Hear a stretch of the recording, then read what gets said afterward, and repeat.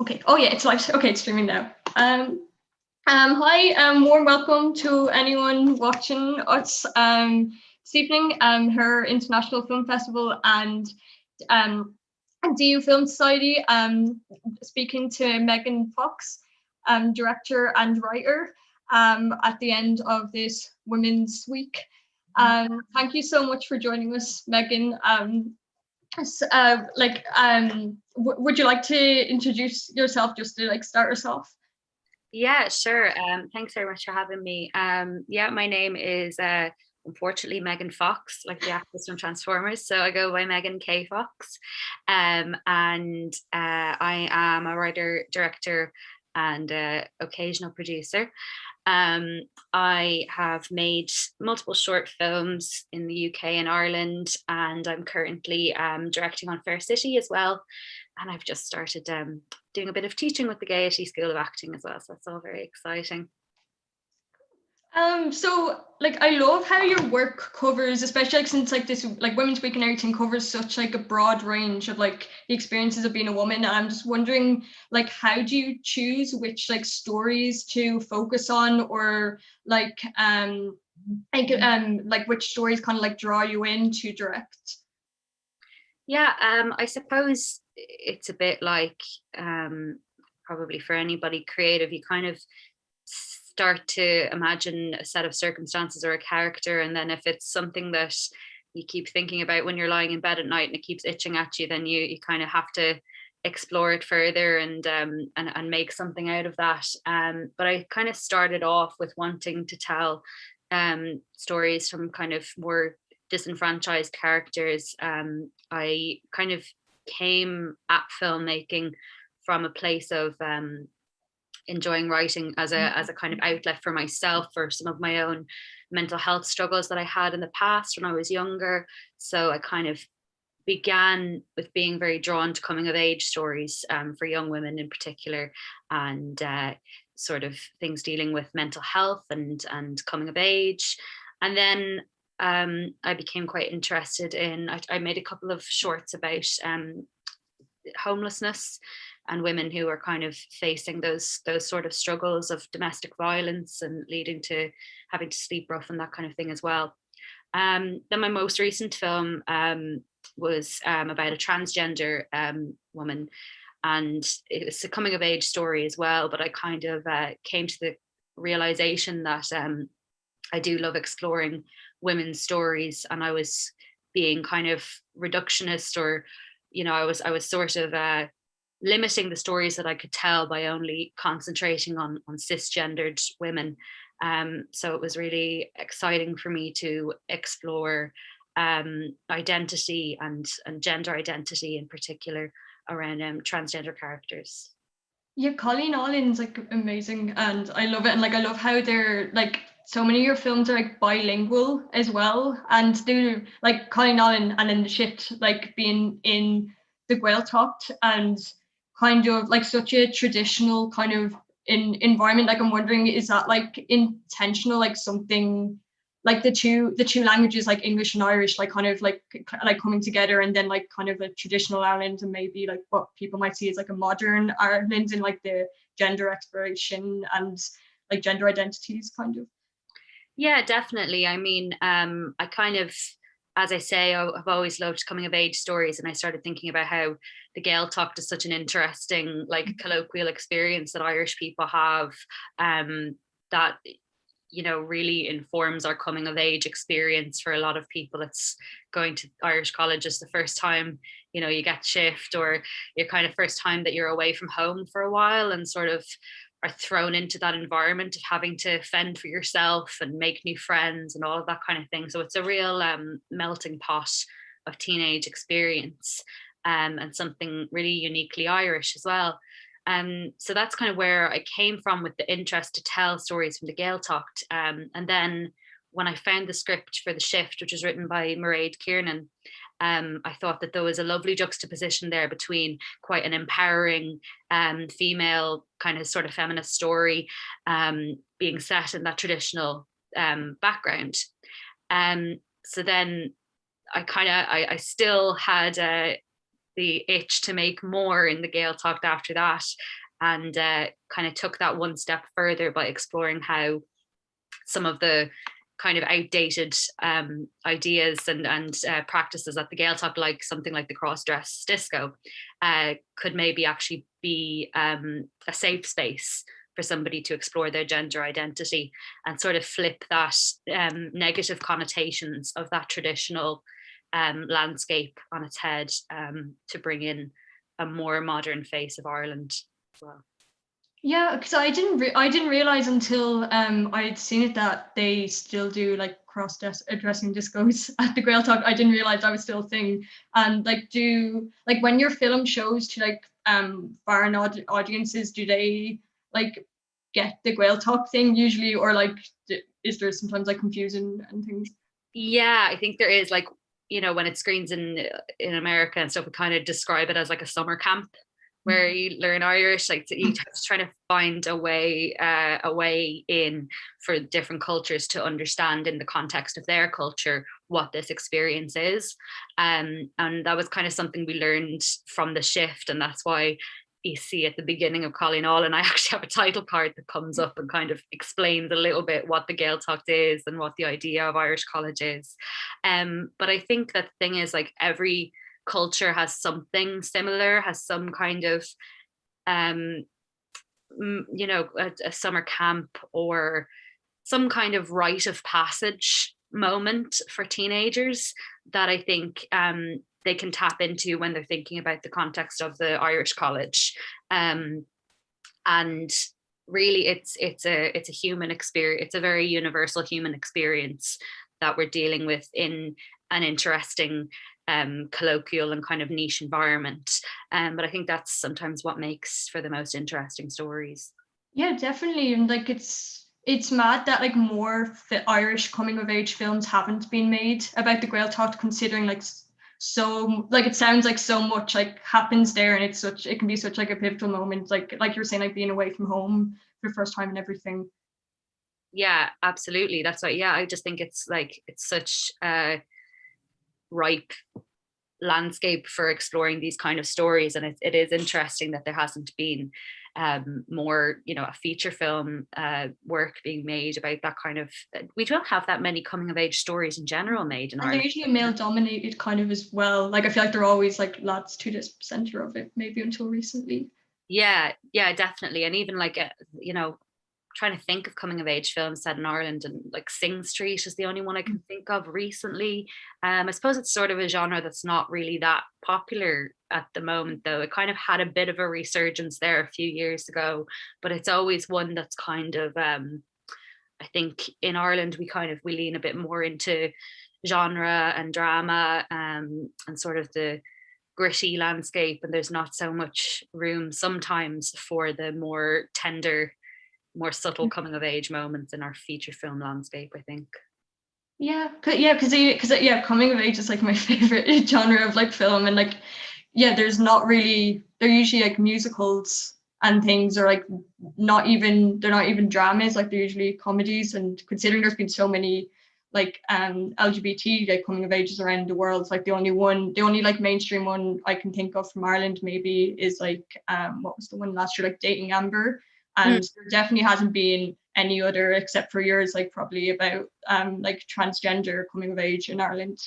Yeah, it's definitely a fairly new concept for people to be exploring. Not that it's new at all, people's lived experience, but in terms of it coming into the zeitgeist and being talked about in a more public space and in film and in TV, it's still kind of a fairly new concept. And that's why I think the short film world is a great place to start exploring and normalizing these kind of stories.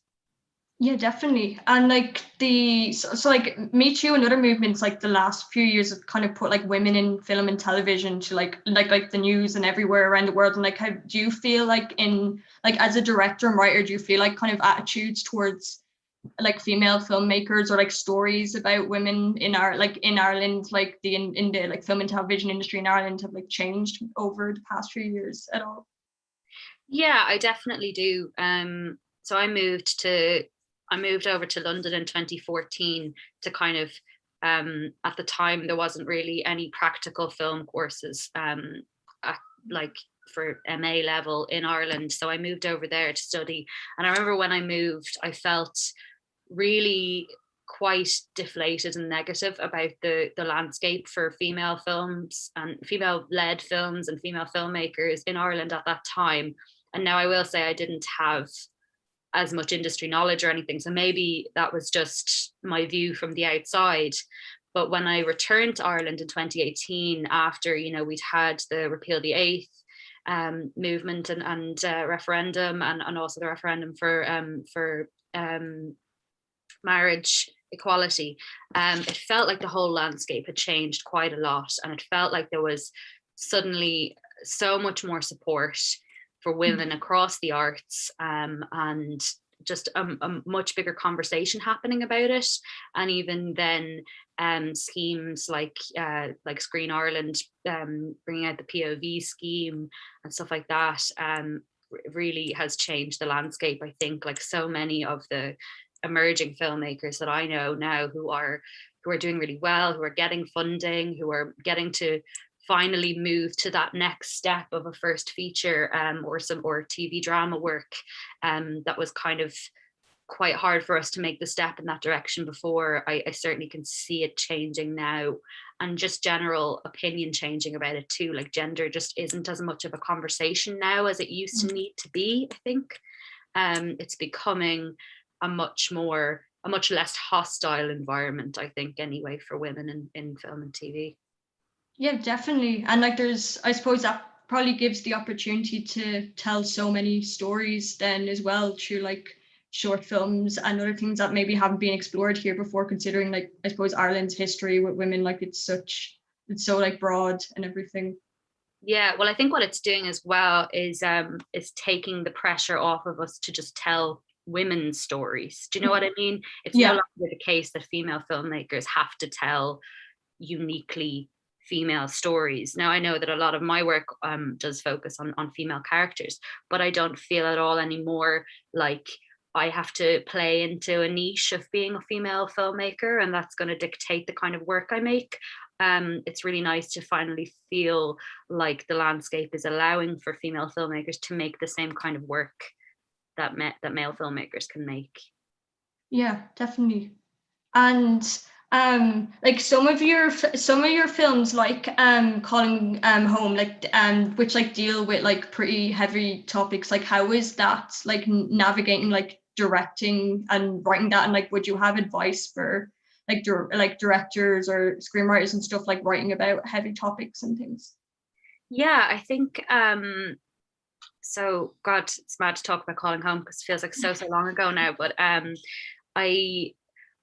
I was interested in telling that kind of story because I actually had some experience, not a huge amount of experience, but when I was a teenager, I had volunteered at a homeless charity for a couple of summers. So I'd had a lot of like face-to-face chats with people who had just, a lot of them through no fault of their own, just through bad luck and bad timing, had found themselves living on the streets.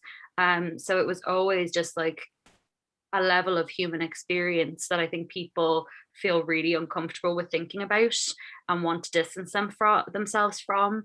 So that was always really interesting to me, to explore a character coming from the same background as so many people who watched it might be in, and taking them all the way on that journey to Sleeping Rough. And I kind of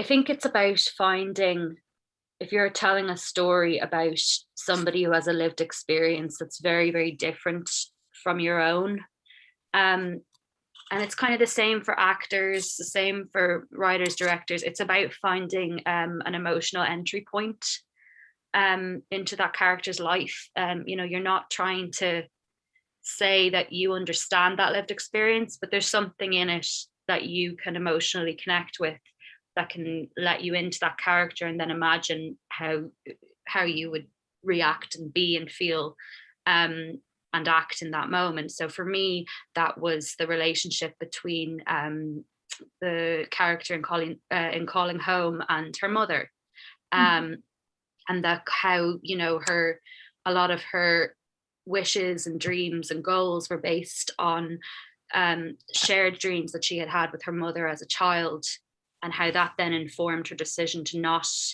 want to reach out to her mother in a moment of desperation and hardship, because she didn't want to let her down. And I think that's something that, if you're lucky enough to have a good relationship with your parents, that could definitely be an emotional entry point to that character. And once you find that moment and that place of human empathy, then you can build everything from there up. You know, you then are seeing a character as a human being, and not as a set of circumstances. Yeah, that's so interesting, and like the bilingual like element to it again is so great, because like I feel like we don't see a lot of bilingual, or even just like films that aren't in the English language in like Ireland and the UK, considering like we've such a large population who like their first language is in English. Yeah, and it just adds another level of authenticity to the character, you know, because it was a conversation we had, like, oh, she could have these conversations in English with her mother, but would she? No, she probably wouldn't. You know, if they've grown up speaking Polish to each other, even if they can both speak English, they would probably speak in Polish to each other when they're that comfortable with one another, you know. My very close friend Natalia is the actress who plays Dorota in Calling Home, and I kind of chatted to her a lot about that, because again, that's another experience that I don't have personally. I'm privileged enough to, my first language is English, and so I kind of said to her, like, it's a strange question, but do you think in Polish? And she was like, yeah. She was like, it's kind of a mix. She said, like, sometimes some words will come to me in English first, but most of the time it's Polish, and then I have to like actively translate that. And that was something interesting as well to inform the character, and any character who's primarily communicating in a language that's not their first language. There's something really interesting in that as well, because in moments of incredible stress or panic or despair, they're still having to do that emotional and mental work of like translating deep feelings into another language. So that's like another thing to inform the character with as well. Yeah, that's so interesting, because like that's like not, I feel like that's not really explored in a lot of film at all. And like would there be any particular filmmakers, or like I suppose Women's Week, like female filmmakers that would inspire your work as well?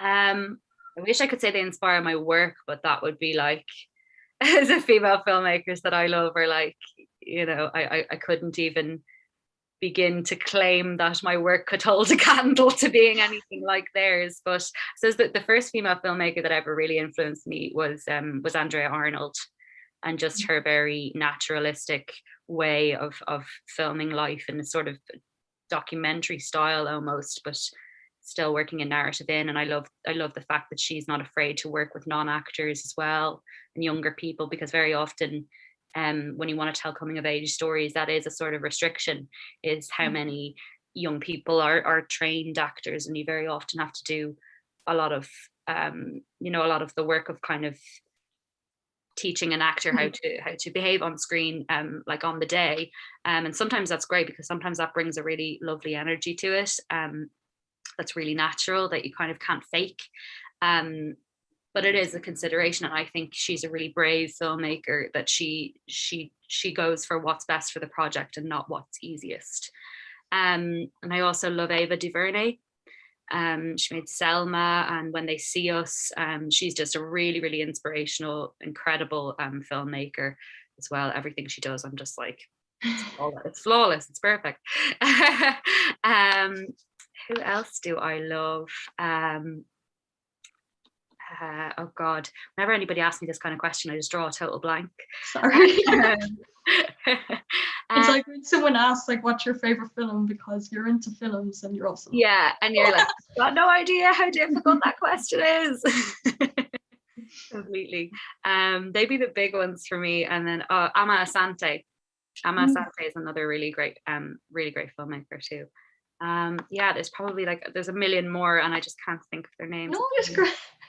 And what is it like in your experience? Like, what's it like? Kind of. I know you kind of touched on this already. But like working with teenagers, like casting teenagers for your films.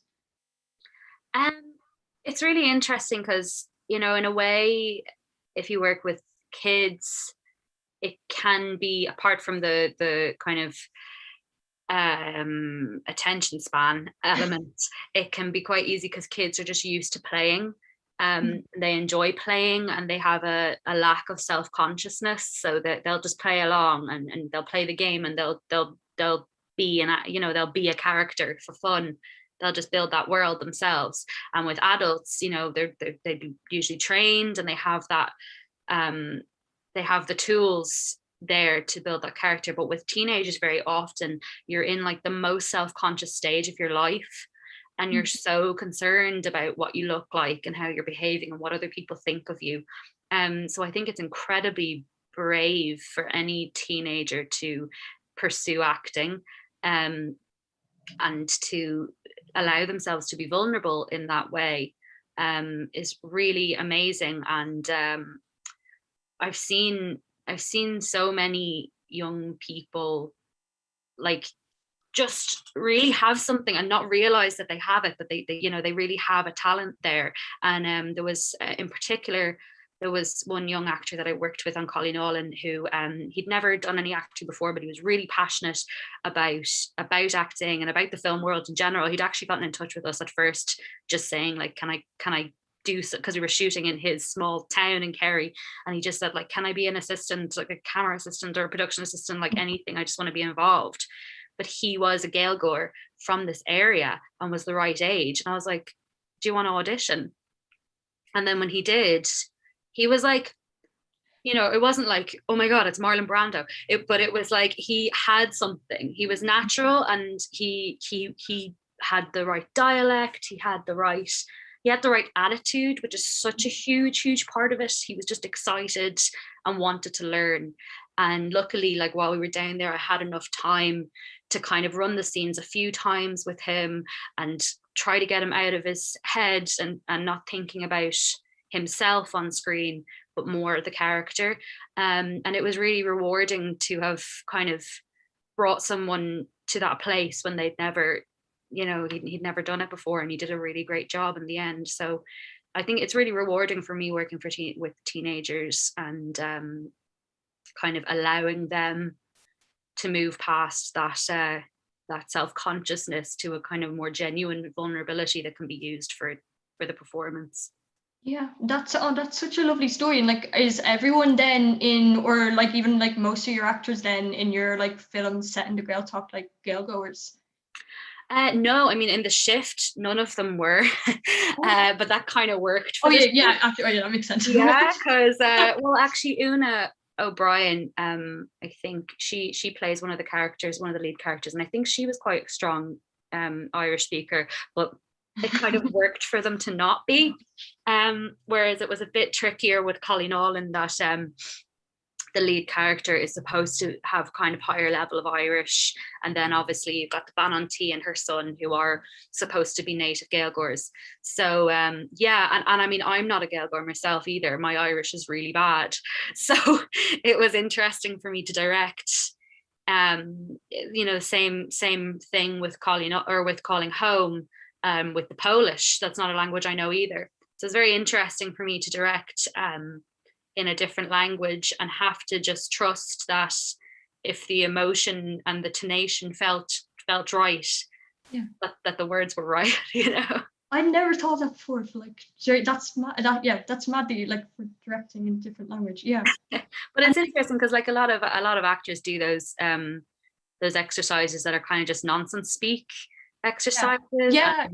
You can still emote something and kind of almost tell a story even if we don't understand the words. Like I think one of the incredible things about Natalia's performance in Calling Home is, like, say that scene when she's sitting on the bench and she's calling her mother. I think even if you didn't have if you didn't have subtitles there, you'd almost still know what was happening, because her performance is so strong and so emotionally true that that's so much more important really than the words that are being said. Yeah, and like that's so, yeah, like the language kind of plays such an important kind of part, like you're saying, like in like the emotion getting across in that, and then like you're saying, it makes it so much more authentic in the shift. Like I thought about it, like in the shift where they're they're like struggling to speak the Irish, or it's like broken Irish, or it's like one English word like here and followed by an Irish word. Yeah, totally. And like, and that plays in so well to like teenage vulnerability as well, of just sometimes not even in your own language, not quite knowing how to find the right words to describe how you're feeling. Yeah. Yeah. Oh yeah, yeah. And yeah, and like what would you like people to take from like your films and like the stories behind your films? It's kind of different project to project. I mean, I think at the heart of most of what I make, I'm a big softie, and I'm very aware of people's mental health and kind of being kind to yourself.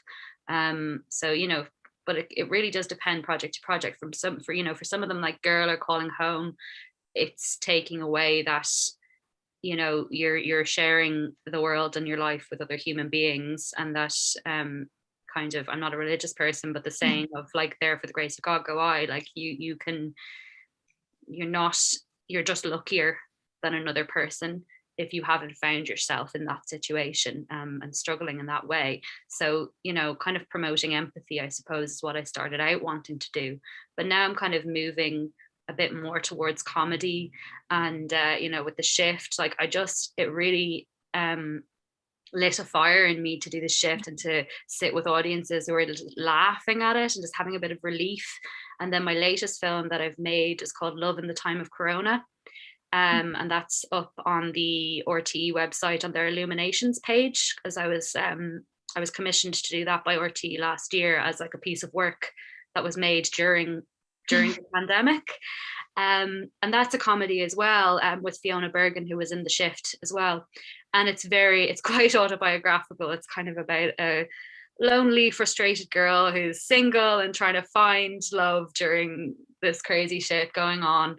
And I mean, with that, all I wanted was just, again, for people to just not feel othered, you know, to not feel alone and so different, and to get a laugh out of the harder things that we're going through in the world at the moment. And I think that for me, coming to that idea that I wanted to do comedy, and then all of this happening in the world kind of pieced together for me, because I feel now like people need laughter and levity more than ever.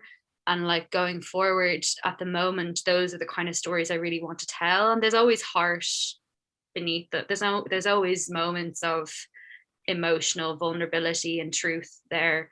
But I think if the reaction that I can get is people laughing and smiling and leaving feeling a little bit less alone than before, it's quite simple, but that's really what I'd love people to get out of my work. So nice. And like, do you think that like after then, like after lockdown, considering like what you're saying about it bringing kind of like laughter and stuff to laughter to people who are lonely, I guess, during lockdown, and so many people, I suppose, that maybe the only kind of like maybe like face they're seeing is on a screen and things, like it's going to like add maybe, and like I don't know how to say this the right way, but like a greater kind of importance or a different kind of significance of like film in people's lives like after the pandemic. Yeah, I think so. I think people are like never going to take for granted again the experience of getting to share a theater with people, to watch cinema or to watch a show, or, you know, a theater show or anything. I think that, you know, for people who love cinema and who, you know, are the kind of person who'd go to the cinema on their own, like myself, like I think we've always gotten a sense of like feeling it's like when you meditate with a group of people or something. Like, I know that sounds a bit hard, but like for me, when I sit in the cinema and I'm surrounded by people, you're in the dark, and there's a vulnerability to it. You're kind of all letting your guard down and all buying into this story and this emotional journey that you're about to take together, and you leave all as still strangers to one another, but in that moment you've really shared something together. And I think that even the like average Joe who's not even that big into film or something, I think that they will feel that the next time they get to go to the cinema. I think that we are all going to realize how incredible those human experiences of just sharing something, sharing art together really are after this. I don't think we're ever going to take that for granted again. And I think that comedy as well will be seen as more essential than I think we've previously given it credit for. I mean, if you just look at the kind of shows that are being binged on Netflix and stuff at the moment, like at the beginning of this, it was funny because it was like stuff like The Tiger King and then these really dark stories and everything. And now I'm seeing people being like, oh my God, I'm just binging Parks and Rec. I'm binging 30 Rock. I'm binging, Modern Family. It's kind of like people really want that wholesome, funny sort of hug and feeling like these characters are their friends. When you're lonely, that's kind of what you turn to. And there's a lot of I think there's a great amount of artistic importance in that kind of work that sometimes we don't give it credit for, because it's not the kind of stuff that's winning Oscars. And although Schitt's Creek just cleaned up but I think that we're going to come out of it with a different sort of appreciation for that kind of work as well. Yeah, no, definitely. And like I'd say, you've probably been asked this question so much, but like what's it been like the past year as a film like director and screenwriter, like in COVID? I've been really, really lucky actually, because I've been working on Fair City, and Fair City shut down production last year, I think at the end of March. So I was out of work then for a few months with that and starting to lose my mind. But then that was exactly the point at which somebody got in touch with me from RTE and offered to commission me to make Love in the Time of Corona. And I just felt like that was just the biggest blessing, because it gave me something. It was a very small project. It was a pretty small budget, and we had to keep everything really, really small and contained in terms of the cast and crew and everything. But it was like the first time in ages that I've had to be really imaginative with how I was going to pull this off and how I was going to do it. And it kind of took me back to the days of like when I had just graduated, and I did like a 60-hour film challenge, or like a vertical film challenge, like doing like film challenge kind of things and that kind of stuff. And it really like kick-started some of those creative juices that sometimes you let kind of settle when you are working all the time, on something like Fair City, or on bigger budget projects and stuff that kind of have a whole pipeline, of a much more structured production timeline and that kind of thing. So that was really fun, and I was just so lucky to get that and have something creative like that to work on last year. And then I was lucky enough that a couple of months later, Fair City came back into production. So I've been working on that, and now I'm getting to teach and make some short pieces with the Gaiety for their final projects as well. So I'm probably one of the weird cases that's gotten to still work and create during most of this, and I'm extremely lucky for that. It's been really hard obviously as well in other times. It's been hard to, like, I'm super lucky to have been working the whole time, and so many people are losing their minds with not getting to work and stay busy. But it is a weird thing as well for like your work-life balance when it's all work and no play, and there's no outlet to like meet friends or to blow off some steam after work and stuff like that. That's certainly been difficult. And that's the difficult part really for me. Yeah. And like Fair City is actually so interesting as well compared to other, like from other soaps that kind of aren't doing COVID in their like soaps at the moment, and Fair City is, and that must be so interesting and kind of like, I don't know if this is the right word, but like unique, like maybe to be directing as well. Like my parents don't know anything about film, but it's like they're learning loads all of a sudden because they're reading about like Fair City and EastEnders and other soaps, like doing the 2 meters, and they're like, oh my god, that's like the camera. It looks like it's exactly there, but it's whatever way it's edited and everything.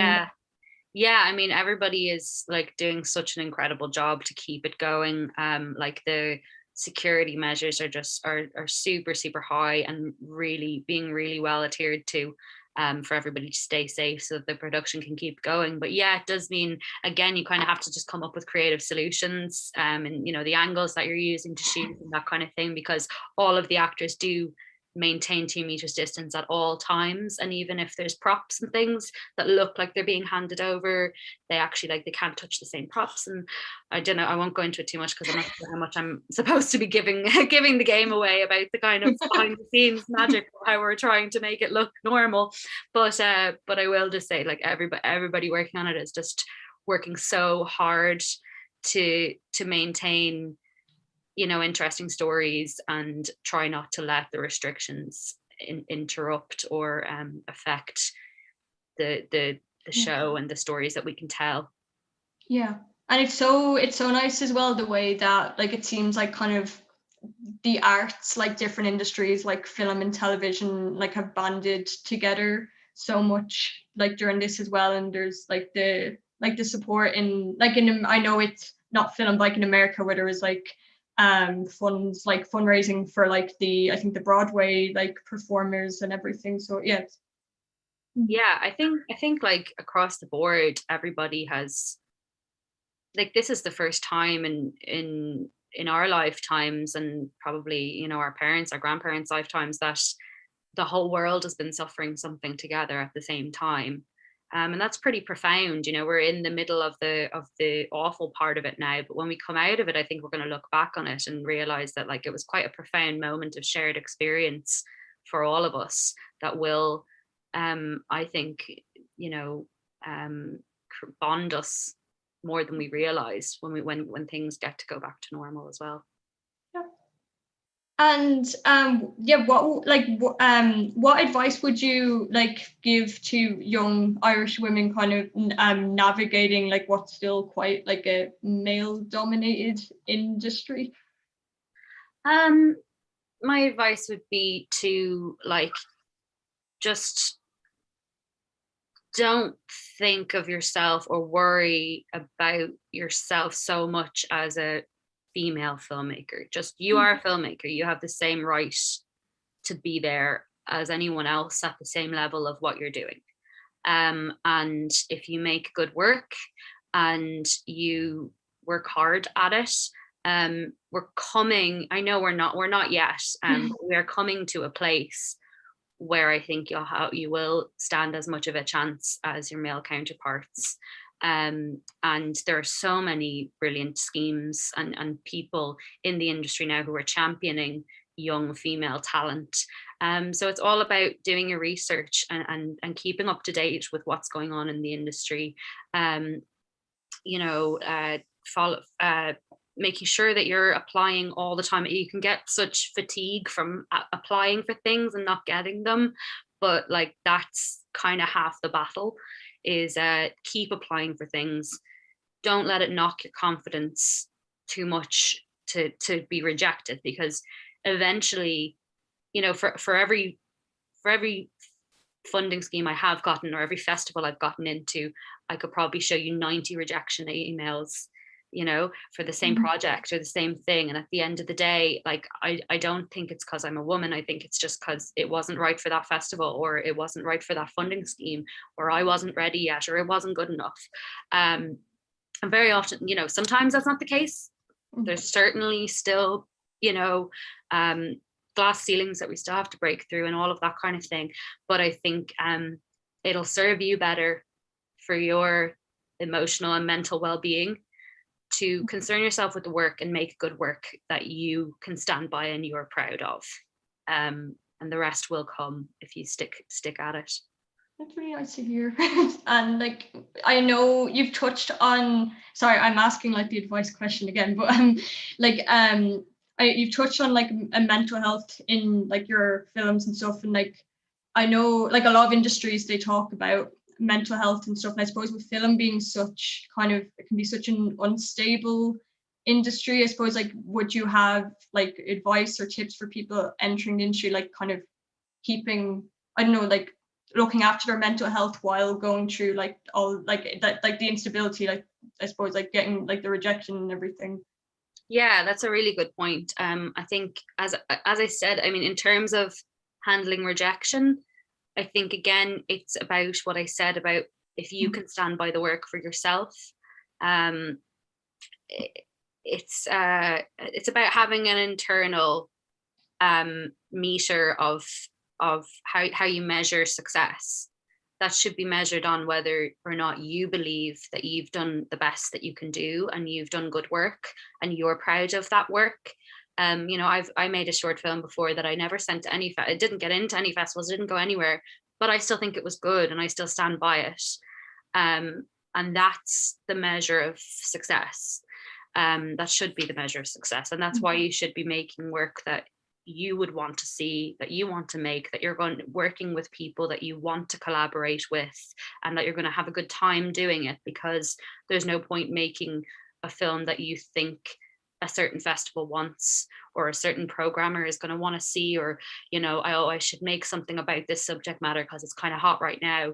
That none of that matters, because at the end of the day, that's when you'll really feel the rejection, is if you try for that and you fail, or you don't get that recognition, and then you go, oh fuck, well I could have used that money. Sorry, I don't know if I'm supposed to. No. You know, I could have used that little bit of a budget that I raised or something to do something I'm really passionate about, and I didn't. And I went against my own judgment to do something that I thought someone else wanted. When you just don't forget that you are an artist, you're a creative person, and everything you make should be about achieving a certain level of catharsis and just creating work that you love. And then in terms of like the instability of the industry and kind of protecting your mental health with that, I think a big thing, you know, as you get older and stuff, is the financial, you know, instability of it. And when you work in this kind of industry, you can't plan for the future in the same way as people can in other industries and stuff, and that can be really difficult. Unfortunately, the answer to that is to kind of be really frugal in the beginning and kind of really figure out how to save. That's what I did anyway. But on the right things. Don't, if you need to speak to someone and get help and that kind of thing, that's not the place to save money. Okay, like if it costs 50 quid for you to go and see a therapist once a week, that is worth it. And don't find a way to talk yourself out of it because of money, because your mental health is the most important thing in your life. It's the most important thing completely. That's where it all begins. You know, you can't help any. It's like when, you know, when you're on an airplane and you have to put your oxygen mask on before you put on anybody else's. You got to take care of yourself before you can take care of any other business or any other people. So I would say that's somewhere not to scrimp and save. Take care of yourself and think about that as being something that's important to your creative process too. You know, that's part of the work, is taking care of yourself. And what are you like I don't know, like if you like can talk about it, but like what kind of stories are you like, would you like love to like tell next, especially like about like when you're saying earlier about like the coming of age experience, and you like where you wrote the film about like like the transgender kind of coming of age experience, like are there any other kind of like areas of that you of coming of age that you'd like to just like go explore through film? In terms of, I'm kind of really looking towards TV at the moment, and you know, there's certain TV shows that are like my dream shows that I'd love to work on. One of them being Sex Education, for that coming of age feeling. And but in terms of my own work and kind of hopefully in the coming years moving towards a first feature, I'm really interested in exploring like female sexuality, and in a more in the realm of comedy. But I'm also thinking about period work and working in some kind of dance elements and things like that. So I'm kind of in a stage now where it's hard to answer that question because I don't have particular projects lined up outside of my TV work, and a few things that I've kind of been pitched to direct but haven't written myself. But I think certainly I'm in a stage of discovering what kind of stories I want to tell, and knowing kind of the answer to the question you asked me earlier about what I want to make people feel, which is, I want to elicit laughter and smiles and touch people in that way and tell those kind of stories. So I think it's a good place to start for me, and I'm going to build from there and figure out what sort of stories I want to tell that will elicit that. Yeah, that would be like comedy and like the female sexuality. I feel like that's starting to, like, I know there's like, even I suppose like 10-15 years ago there were like films about that, but I feel like it's becoming like a thing now where it's done like so respectfully and everything like that. It's becoming like more of, not a genre, but like becoming like, it's more in like comedy, but there's still probably like in Irish cinema it's still not really there yet, maybe. Yeah, I think it's having a big moment in UK TV and stuff like that, but I think it's just, what's great about female-led comedy now is that it's just becoming so much more about authentic female experience, and not about women having to look a certain way on screen. The comedy is now coming from the fact that we don't fit into the stereotypes that society is creating for us, and exploring the humor within that, like the humor within how badly we fail at that and how that's okay, and that's a realm I'm interested in exploring a bit more. Yeah, definitely. Yeah, it's like such an interesting like thing to think about, and kind of like, I suppose women telling it as well, rather than men, maybe, like, not that men can't tell it, but like when you hear of stories like recently about like films and TV shows, especially like coming of age ones with male like I'm thinking of Buffy and other things, where it maybe like in hindsight wasn't maybe like the like a male showrunner or a director like being involved, it may have been different if like, I don't know, female director or showrunner had been involved. Yeah, totally. And I mean, in the same way that any piece of work, the closer that the creator is to understanding that experience, the better it's kind of usually going to be. And I think like now there's kind of no excuse for female-led stories to be given over to a male creator if there is a female creator involved, because the talent has been proven to be there, Yeah, exactly. Yeah. Thank you so much for speaking to us today. Like it was so great just to hear like your knowledge and like everything you know about film and things. No worries. Thanks so much for having me. Okay. And thank you anyone who's joined us for